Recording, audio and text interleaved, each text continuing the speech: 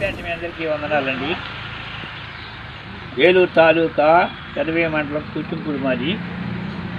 అయితే నాకు విగ్రహాలను బాగా చేస్తూ ఉండేవాడిని. నేను పొర వయసులో 1984 సంవత్సరంలో చేస్తా ఉండగానే నాకు నెమత లేకుండా మైండ్ చెడిపోయింది. విగ్రహారం చేస్తా, గొడుగు మేకలు కొత్త అప్పుడు ఆ యొక్క దేవత దగ్గర తిరుగుతూ ఉండేవాడిని. నెమత లేకుండా మైండ్ చెడిపోయినప్పుడు యేసు ప్రభు కనపడ్డాడు నాకు. యేసు ప్రభు ఎలా కనపడ్డాడంటే గొర్రెలు గత్త రకరకాల కనపడ్డాడు, నాకు అర్థం తెలియలేదు.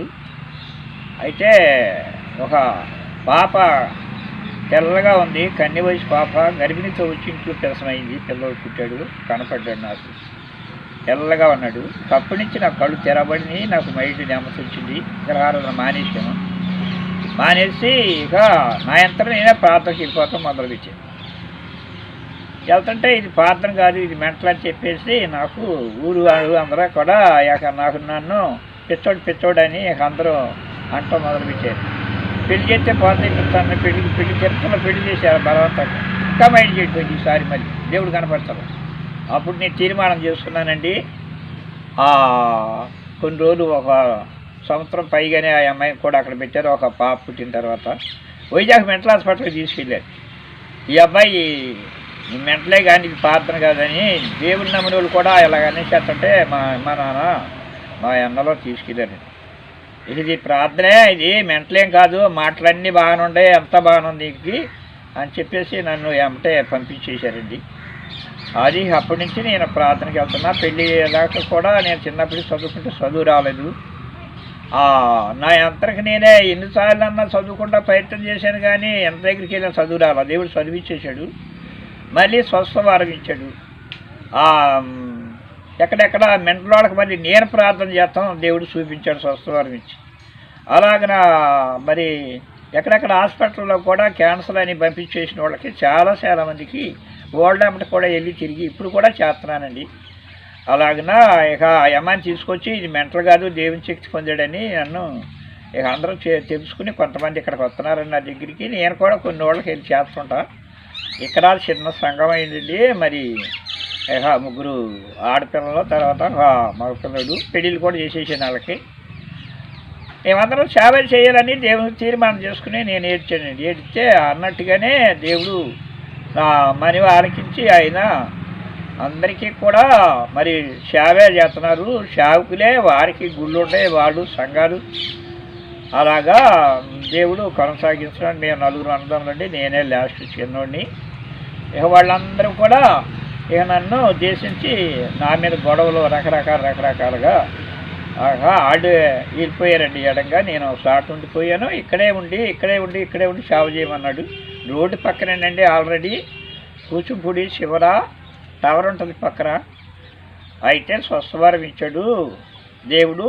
ఇక్కడ కూడా వస్తున్నారు, డైలీ ప్రార్థన ఉంటుందండి. బోర్డు కూడా పెట్టేసామండి, శుక్రవారం శనివారం ఉపవాస ప్రార్థన.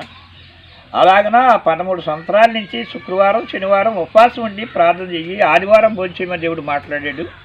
ఆ రకంగా దేవుడు ఎప్పుడైతే మాట్లాడాడో ఆ రకంగా నేను ప్రార్థన చేస్తున్నానని చేసిన కాడి నుంచి దేవుడు చూపించిన కాడ తిరుగులేదు. వెంటనే వాళ్ళు బాగు చేసుకుంటున్నాడు.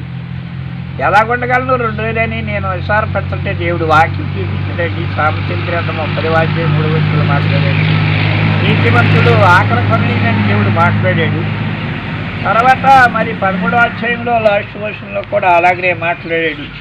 నీతిమంతుడు ఆకలి తీరా భోజనం చేస్తాడని మాట్లాడాడు. ఆ 2 మాటలు మాట్లాడాడు. ఈ 2 రోజులు నాకు రేపు ఎల్లుండు అలాగరా, రేపు శుక్రవారం శనివారం ఆదివారం తెల్లవారుజామున భోజనం చేస్తానండి. బళ్ళారాధనలు అయితే బళ్ళారం ఇచ్చేసి సాయంత్రం 2ంటికి 1 గంటకి ఆ రకంగా భోజనం చేస్తానండి. నా పరిస్థితి, నా కొరకు ప్రార్థన చేయండి అయ్యా. మరి ప్రభుత్వం మీ అందరికీ నా హృదయపూర్వక వందనాలు చెల్లిస్తున్నాను. అలాగనే ఇంకెవరన్నా మీకు తెలిసిన వాళ్ళు ఉంటే ఎక్కడైనా సరే గర్భిణీ స్త్రీలు, మరి ఫెయిల్ అయిపోయిన వారికి మళ్ళీ 2వసారి వాళ్ళకి నిలవడానికి అలాంటి వాళ్ళకి అయ్యగారులే నాతో ప్రార్థన చేసుకున్నారు. తర్వాత మరి గుడ్రాళ్ళు సంతానం లేని వాళ్ళు తీసుకొచ్చి 6 నెలల్లోనే వాళ్ళకే నిలదప్పి బిడ్డలు ఇచ్చారు. అలాంటి రోగులే, అలాంటి వాళ్ళే, బాగుపోయిన వాళ్ళే, నెలలు చేసిపోయిన వాళ్ళు, టిక్నీలు చేసిపోయిన వాళ్ళే నా దగ్గరికి వచ్చే సంఘం. మరి ప్రభుత్వం మీ అందరికీ నా హృదయపూర్వక వందనాలు. ఒకసారి సహాయం మీ అత్తయ్య గారి ఊర్లో ఒక అతను బయట చెడిపోయి ఉరికి తీసుకునే వాళ్ళకు కూడా, అలాంటి వాళ్ళకి కూడా ప్రార్థన చేశానండి. మైండ్ చెడిపోయి తిరిగే వాళ్ళకి నేను ఎలాగా తిరిగానో, నేను కూడా కొన్ని రోజులు తిరిగానండి మైండ్ లేక. ఇంట్లో వాళ్ళ మీద ఎగబడిపోయేవాడిని. నీకు విజయం అపవాది మీదకే జీవించాలని నా దేవుడు నాతో మాట్లాడాడండి. ఏమైతే నేను బతుకుతాను అనుకోలేదు, చచ్చిపోతాను అనుకున్నాను. చచ్చిపోతాకు కూడా ప్రయత్నం చేశాను. దేవుడు ఎన్నోసార్లు 10 సార్లు మరి బండి యాక్సిడెంట్ అయ్యి చెట్ల మీద పడి, మరి అలా రకరకాలుగా ఒకసారి బండి మీద పడి, అలాగా రకరకాలుగా ఎన్నోసార్లు దేవుడు మాట్లాడాడు. ఆ చావు నుంచి కూడా తప్పించాడు. ఆ నీతిమంతుడు 7 సార్లు పడినా తిరిగి లేస్తాడా, నువ్వు భయపడక్కర్లేదు అన్నాడు. నేనే చిన్నవాడిని, మేము 4 అన్నదమ్ములము. ప్రభుత్వం మీ అందరికీ నా హృదయపూర్వక వందనాలు చెల్లిస్తున్నా. మీరు ఎవరైనా ఉంటే తీసుకురండి, తీసుకొస్తే మేము ప్రార్థన చేయటానికి దేవుడు స్వస్థవారం ఇచ్చాడు. మరోసారి ఇక్కడ ఆలయం కూడా కట్టలేదండి. ఆలయం కట్టడానికి కొంచెం చిన్న ఆటంకాలను ఆగిపోవడం జరిగింది. ప్రభుత్వం మీ అందరికీ వందనాలు. వ్యవసాయం చేసుకుంటాం, ఇటేమో మళ్ళీ సేవ చేసుకుంటానండి. నేను కుర్రోడిని వైజాగ్ పంపించాను. వైజాగ్లో 3 సంవత్సరాలు ఉండి ట్రైనింగ్ ఇచ్చాడు. ఆ కుర్రోడు ఎక్కడికెక్కడ వాక్యం చెబుతాకి వెళ్తాడు. కుర్రోడికి కూడా వివాహం చేసేసాను. తర్వాత పాపని విజయవాడ పంపించాను. అక్కడ కూడా ట్రైనింగ్ వేయించింది. ఆ అమ్మాయికి కూడా సేవకుడి ఆ అబ్బాయి కూడా సేవ చేస్తారు. అందరూ సంఘాలు గుళ్ళు కూడా ఉన్నాయి. ఇదేంటి నా సాక్ష్యం. ప్రభుత్వం మీ అందరికీ వందనాలు. మరోసారి ఎవరైనా ఉంటే దయచేసి తీసుకురండి, ప్రార్థన చేసి పంపిస్తాను. ప్రభుత్వం మీ అందరికీ నా హృదయపూర్వక వందనాలు తెలుస్తున్నాండి. ఆమేన్. హల్లెలూయా.